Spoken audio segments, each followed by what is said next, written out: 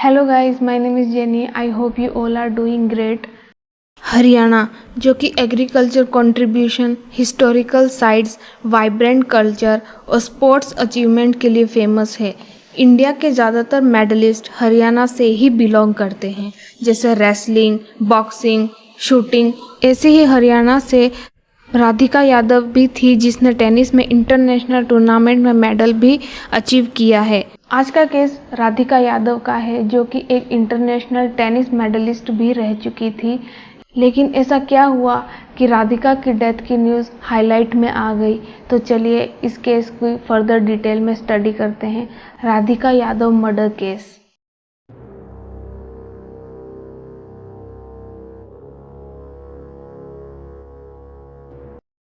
राधिका यादव का जन्म 23 मार्च 2000 सेक्टर 57 सुशांत लोक, गुरुग्राम, हरियाणा में हुआ था। Scottish high international school Gurugram 2018 में कॉमर्स फील्ड से 12th पास आउट की थी। राधिका की फैमिली में राधिका के फादर दीपक यादव, राधिका की मां मंजू यादव, जो कि एक हाउसवाइफ हैं, और राधिका का भाई धीरज यादव रहते हैं। राधिका के फादर दीपक यादव एक बिल्डर हैं, जो कि ज़मीन खरीद कर उन पर फ्लैट बनाकर किराए पर देते हैं। यानी कि राधिका एक वेल डेवलप्ड फैमिली से बिलोंग करती थी और पैसों की कोई कमी नहीं थी। राधिका की फैमिली रियल में तो वजीराबाद से बिलोंग करती है, लेकिन गुरुग्राम के सुशांत लोक इलाके के एक 2 फ्लोर हाउस में रहते थे, जो कि 1.5 से 2 किलोमीटर ही दूर है। राधिका को टेनिस खेलना बहुत पसंद था, इसलिए राधिका ने स्कूल की स्टार्टिंग जर्नी से ही टेनिस खेलना स्टार्ट कर दिया था। स्कूल की तरफ से छोटे मोटे जो भी कंपटीशन होते थे, उसमें पार्टिसिपेट करने लग गई थी और धीरे धीरे उसे अच्छी अचीवमेंट भी मिलने लग गई थी। राधिका के फादर को लगा कि उनकी बेटी टेनिस में बहुत अच्छा कर रही है, इसलिए राधिका के फादर ने उसे आगे बढ़ाने का फैसला किया। राधिका के फादर कहीं भी टूर्नामेंट होते थे, राधिका को पार्टिसिपेशन कराते थे, और इसीलिए धीरे धीरे राधिका नेशनल से इंटरनेशनल लेवल तक खेलती गई और मेडल भी अचीव करती गई। राधिका ने 2018 में अंडर 18 कैटेगरी में 75th रैंक अचीव की। वुमेन कैटेगरी में राधिका की best ranking 35th in single और 53 इन डबल्स थी। इंटरनेशनल टेनिस फेडरेशन ITF में राधिका की कैरियर हाई डबल्स रैंकिंग 113 रही है। हरियाणा स्टेट में रैंकिंग में वुमेन डबल्स में 5th रैंकिंग रही है। राधिका के फादर ने उसके करियर में कोई भी कमी नहीं छोड़ी थी। राधिका को जहां कोचिंग या ट्रेनिंग करनी होती थी, तो आगे होकर उन्होंने एडमिशन दिलाया और खुद उसे कोचिंग सेंटर पर छोड़ने और लेने जाया करते थे। राधिका यादव अपने करियर के अच्छे मुकाम पर थी, लेकिन तभी नवंबर 2024 में टेनिस खेलते वक्त राधिका के कंधे पर चोट लग गई थी, जिसकी वजह से उसे बेड रेस्ट भी मिला था। किसी भी प्लेयर का करियर तब तक सही होता है जब तक वो फिजिकली फिट हो। एक छोटा सा डिफेक्ट कैरियर में ड्रॉप करा सकता है। राधिका यादव के साथ भी ऐसा ही हुआ।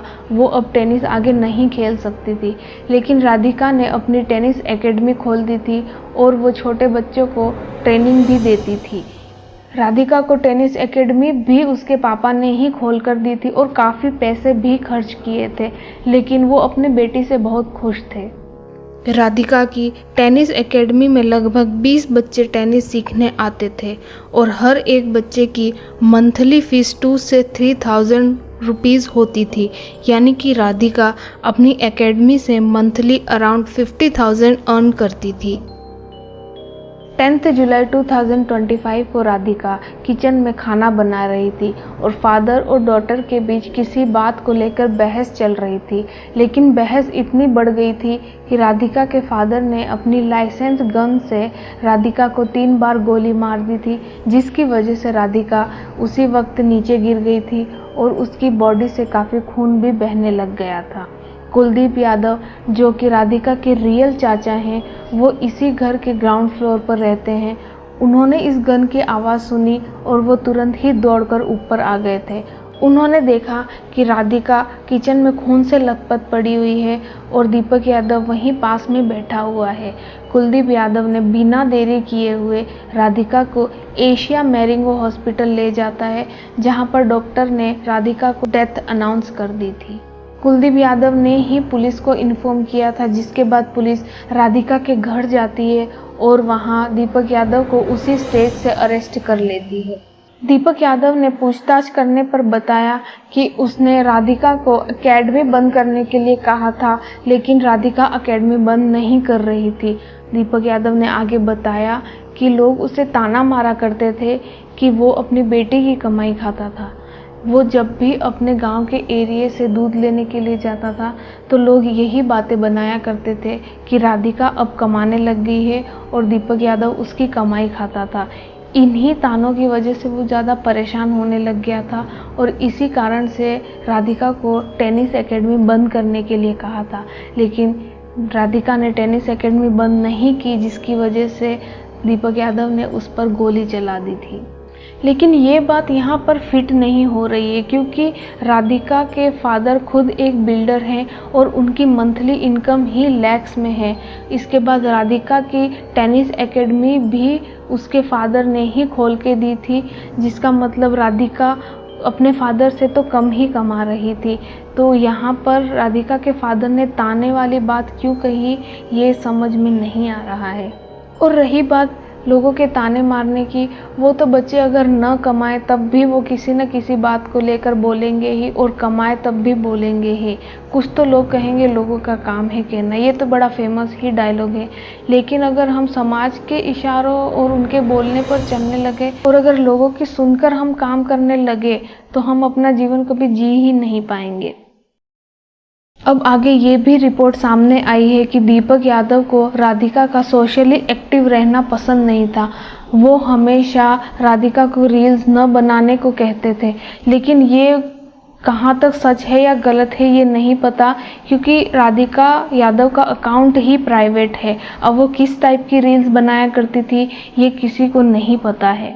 राधिका ने 2 साल पहले एक म्यूज़िक एल्बम में भी काम किया था, जिसके अपोजिट इनाम उल हक एक्टर थे, जो कि सिंगर भी हैं।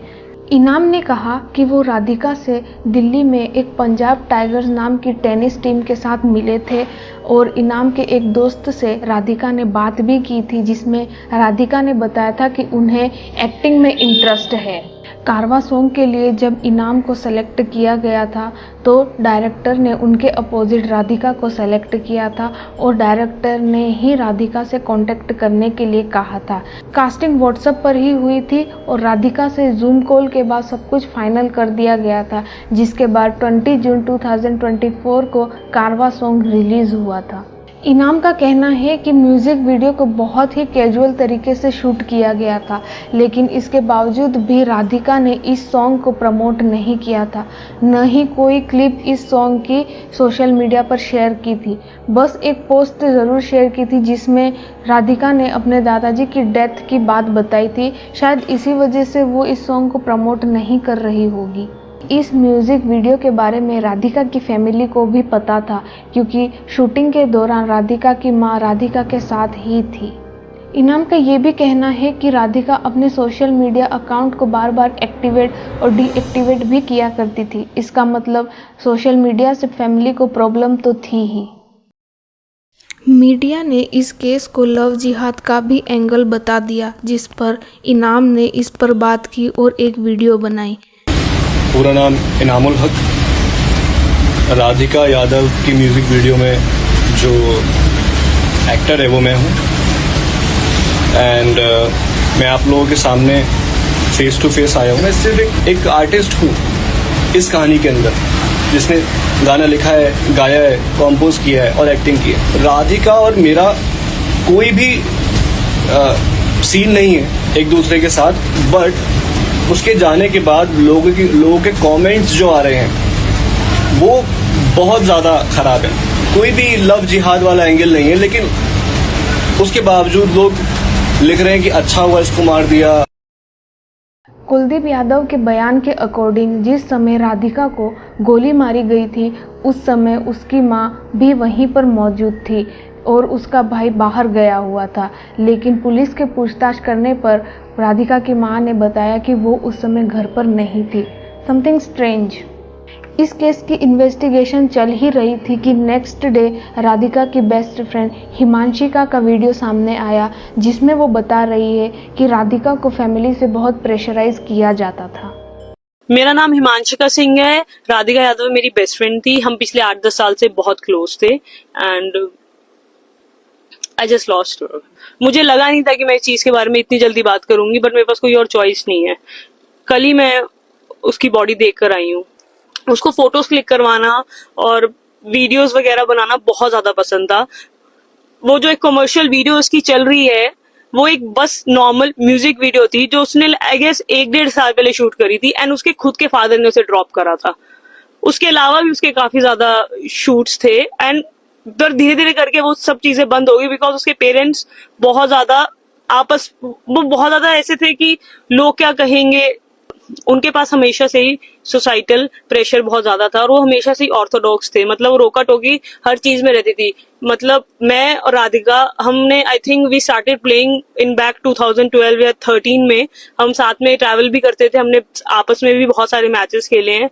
तो मतलब मैंने उसे देखा नहीं है कि किसी से ज्यादा बात करते हुए। हमेशा देखा है कि वो अपने पेरेंट्स के साथ ही रहती है एंड लव जिहाद के बारे में बात हो रही है। वो बहुत टाइम से ना अपने घर पे सफर कर रही थी। बहुत ज्यादा उसको ना घर पे बहुत ज्यादा घुटन महसूस होती थी क्योंकि ऐसे कौन ही रहना चाहेगा यार, हर चीज का एक्सप्लेन करते रहना कि क्यों कर रहे हैं, क्या कर रहे हैं, किससे बात कर रहे हो। आई रिमेम्बर वीडियो कॉल्स पे भी उसको दिखाना पड़ता था कि अभी देखो हिमांशिका से मेरी बात हो रही है। उसकी एकेडमी उसके घर से हार्डली 50 मीटर्स दूर थी, बट फिर भी उसको घर पे आने का एक टाइम था कि इससे लेट नहीं हो सकते हैं। 50 मीटर इतना है कि आप घर से उसकी एकेडमी देख सकते हो जहाँ पे उसने कोचिंग स्टार्ट करी थी। एज अ कोच वो बहुत अच्छी थी। उसके सारे स्टूडेंट्स को वो पसंद थी। उसकी मॉम को दूसरे कमरे में रखा था। उसके भाई को किसी बहाने से बाहर भेज दिया गया था। राधिका के पास एक डॉग है लूना एंड वो पिटबुल है। तो मतलब she would have also saved her, but उसको भी घर से थोड़ा बाहर रखा गया था and he waited for the right moment और पीछे से मार दिया। मतलब 5 गोलियां कौन सा बाप मारता है, मुझे तो ये समझ में नहीं आ रहा। इतना उसने क्या ही करा था। अपेरेंटली उसके डैड उनके फ्रेंड्स के इन्फ्लुएंस में आके, क्योंकि उनके जो फ्रेंड्स थे वो बहुत ज्यादा जेलस हो गए थे राधिका की सक्सेस से। ये तो मेकअप करने लग गई है, ये तो छोटे कपड़े पहनती है, ये अब तो तू इसके पैसों पे पलने लग गया है, तू तो अब इसको धंधा ही करवा दे। मतलब मेरे को इस चीज का जवाब दे दो कि कब तक लड़कियां मरेंगी बिकॉज ऑफ मेन। उसके अकाउंट में सिर्फ 68 लोग हैं। 68 लोग। जो इंसान रील डालता है उसके कभी इतने कम फॉलोअर्स नहीं हो सकते हैं। अपना अकाउंट उसने प्राइवेट करा हुआ था। लास्ट रील उसने डाली थी 23 मार्च 2024। और पिछले 10 दिनों में उसकी लाइफ इतनी ज्यादा मिजरेबल हो गई थी कि उसने बस गिव अप कर दिया था। उसने बोला था कि जो तुम बोलोगे, मैं जैसे तुम बोलोगे मैं रहने को तैयार हूँ। हिमांशिका ने जिस तरीके से कहा कि राधिका की मर्डर की प्लानिंग पिछले 3 दिनों से चल रही थी, ये थोड़ा कंट्रोवर्सी स्टेटमेंट है, क्योंकि कोई भी बाप अपनी बेटी को मारने की प्लानिंग नहीं कर सकता जिसने खुद अपनी बेटी को इस मुकाम पर पहुंचाया हो। ये स्टेटमेंट तब भी वैलिड है जब फैमिली खुद एक्सेप्ट करे कि उन्होंने राधिका को मारने की प्लानिंग की थी। राधिका ने अपने कोच अजय यादव से 2024 में व्हाट्सएप पर चैट भी की थी, जिसमें राधिका बता रही है कि उसे बाहर आउट ऑफ इंडिया सेटल होना था। आई डोंट नो मुझे इस केस में क्या कहना चाहिए, क्योंकि मैं भी एक गर्ल ही हूँ। जहाँ तक मैंने राधिका की फोटोग्राफी और छोटे मोटे क्लिप्स देखे हैं, मुझे वहाँ राधिका गलत नहीं लगी है। लेकिन क्या पता, हो सकता है इस फैमिली में कुछ और ही बात हो जिसके बारे में हमें पता ना हो। और रही बात सोशल मीडिया की, तो हर पेरेंट्स को पता है कि सोशल मीडिया पे कौन सा कंटेंट ज़्यादा चलता है। आधे से ज़्यादा कंटेंट वल्गर है, जिसमें बकायदा गर्ल्स ही इन्वॉल्व है। तो पेरेंट्स को अपने बच्चों की फिक्र तो होती है, इसलिए वो सोशल मीडिया से दूर रहने के लिए कहते हैं। विजय यादव, जो कि दीपक यादव के बड़े भाई हैं, उन्होंने मीडिया से भी बात की। खुद उसके पापा को भी बाद में हरकत करने के बाद उसे भी दुखी है वो भी बार बार ये कहता रहा भाई मेरे से कन्यावध हो गया, मेरे को फांसी दिलवा दो।